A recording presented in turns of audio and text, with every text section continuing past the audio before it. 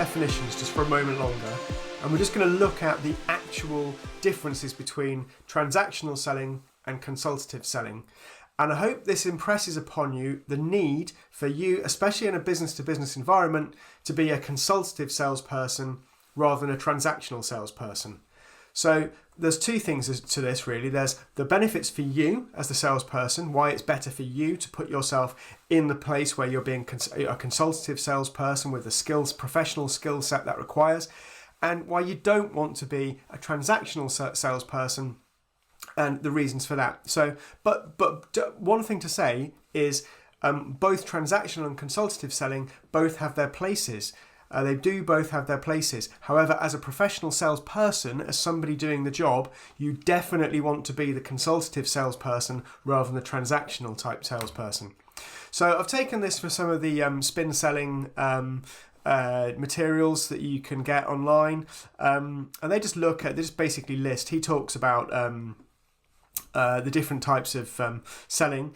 And so the type of sales, so transactional selling is commodity selling. So essentially anything that's become commoditized, you can do it very, very transactional. So by commodity, what do I mean? I mean anything that there's no clear differentiation between products. So gold is gold is gold. So you know it's why it's known as a commodity. So if you're buying gold, 24 karat gold from one person to another person, it should be the same thing. It's commoditized. So it's all about price and convenience of buying it. So you buy a commodity based on if it's the same thing and it has no differentiation between it. It's purely a case of what price can you do this at? So the best price will always win because it's the same thing.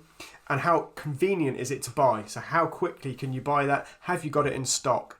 So they're the most important things. Now the type of knowledge you need to sell in a transactional manner. So your customers already know what they want. So they have what's known as explicit needs. And we're going to come on to explicit needs in real detail when we look at the probing and interviewing and questioning section of the actual sales call. Your customers, they know what they want. They know they need a kilo of mince, for example, or whatever. They know that. So you don't need to educate them at all. They'll come to you and they'll say, I want this. And it's just a case of giving them what they've asked for. Keys to success in this environment. So you need marketing numbers because you've got a undifferentiated product. So it's about building a brand essentially, and it's about letting customers know, literally letting them know what your price is, letting them know how convenient it is, and so that volume and product availability also are absolutely key to the success in a transactional sale. And you're probably thinking already, this is internet selling. So this is kind of where the Amazons of the world are operating. They make it really easy to buy from them. They mostly have things in stock. You can get next day delivery, and it does not need a well-paid salesperson to sell things to you off their website. They can sell it off a web page, and it's really easily done.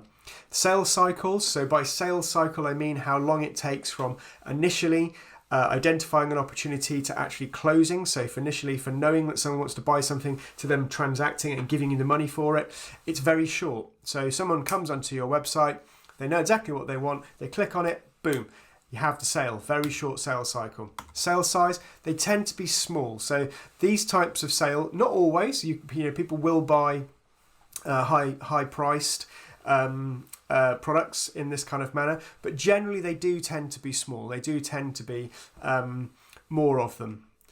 And then the type of salesperson that you need in a transactional selling model. So if you're Amazon, what sort of salesperson do you need? Well, the truth is you don't really need a salesperson. Your website, your AI, your robot is your salesperson. And you can have like telesales. So lots of people that are doing telesales of things like insurance products. They are essentially doing a transactional sale. Their job is to make as many outbound telephone calls as they possibly can to lots of customers, and hopefully they'll get some orders in, and essentially they're order takers. And then we come on to the type of sales management you need to employ when you're dealing with a transactional selling environment, transactional salespeople. It's all about activity, because we're talking about small transactions. We need lots of them, therefore you need lots of sales activity, call volume, absolutely important. So if you're in a telesales environment, it's making lots of calls will be the thing that's going to drive you. And email blasts, emailing, mass marketing, messaging as much as you possibly can. And to my point earlier, that kind of selling, in truth, if I'm being brutally honest, don't worry, it certainly doesn't excite me. There might be some people that quite enjoy that environment. It's not something I want to get involved. I don't want to be someone who is there just literally repeating a message over and over and over and over and over and over and over again until somebody says yes. We want to be in the consultative end of the market, and your customers also. You think about the business to business type of customers that you're going to be dealing with. They're not going to want you to, if you're trying to use this type of selling model in a corporate environment, you're going to annoy your customers. Okay, so we need to be in a strategic environment.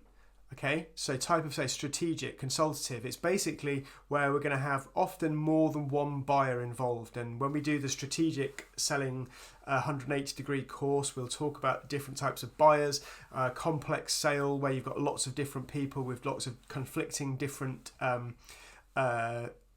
needs and requirements.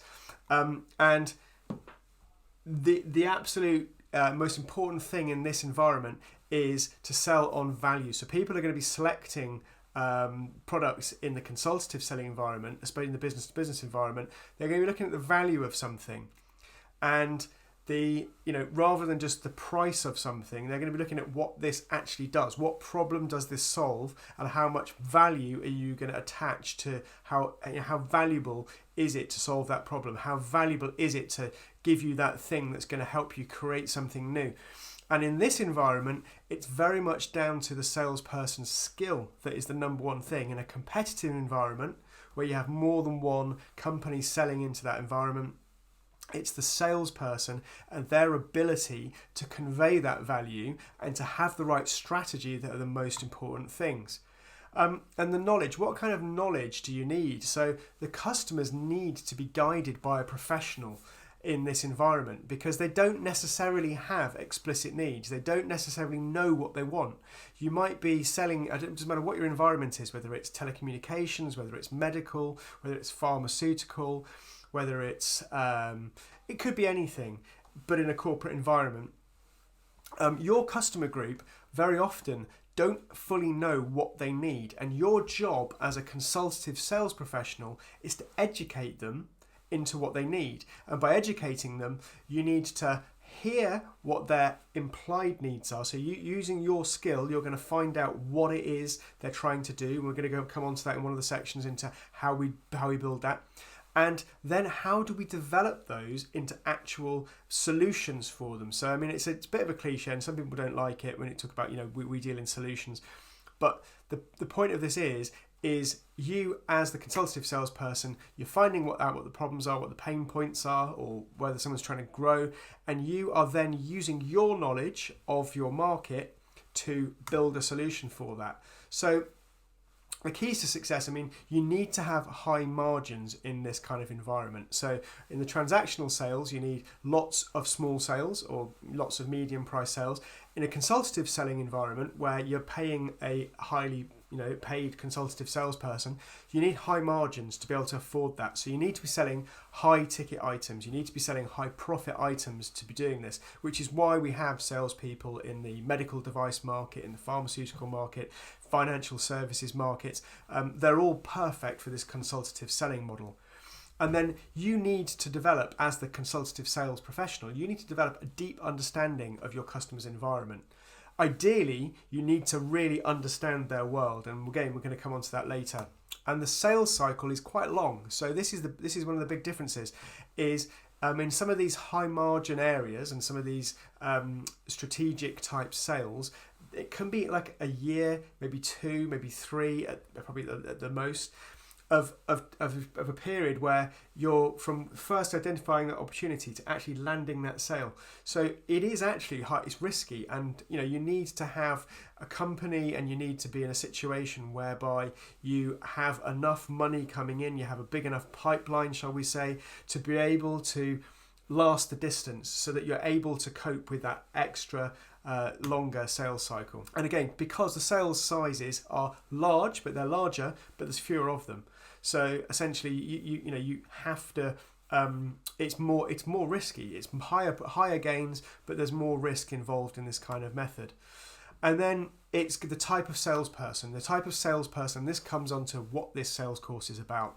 The type of salesperson you need is someone who's an expert at face-to-face meetings, and is also an expert, not just face-to-face meetings, but is an expert at the whole process, but especially an expert at face-to-face meetings and customer presentations, and they need to be subject matter experts. So if you are a sales manager or a company right now, then that's one part of the sales training that you can provide for them. So if to enable them to become subject matter experts, you need to give them that information, and you can give them the product knowledge, you can give them the knowledge about their market. They will develop that as they grow in that environment, but ultimately you also need to give them the skills to thrive in that environment. And a type of sales management you need in a consultative selling environment: coaching. You need someone who's a coach, not somebody who's just going to manage activity, do the expenses, do the administrative type things, make sure you get the paid on time, that kind of thing. That's a small part of that sales manager's job. And sadly one that most sales managers focus on. The much bigger part of a sales manager's job is actually coaching and developing their sales professionals within their team in these skills of being experts in face-to-face meetings, and they need to be experts in a complex sales process themselves. So you need as a sales manager, a good sales manager, a sales director, you need somebody who is an expert in the subject themselves. You don't want somebody who is a good salesperson and maybe hit a few numbers. You need someone who knows their subject inside out, so that they can coach the team so that they too can become experts themselves.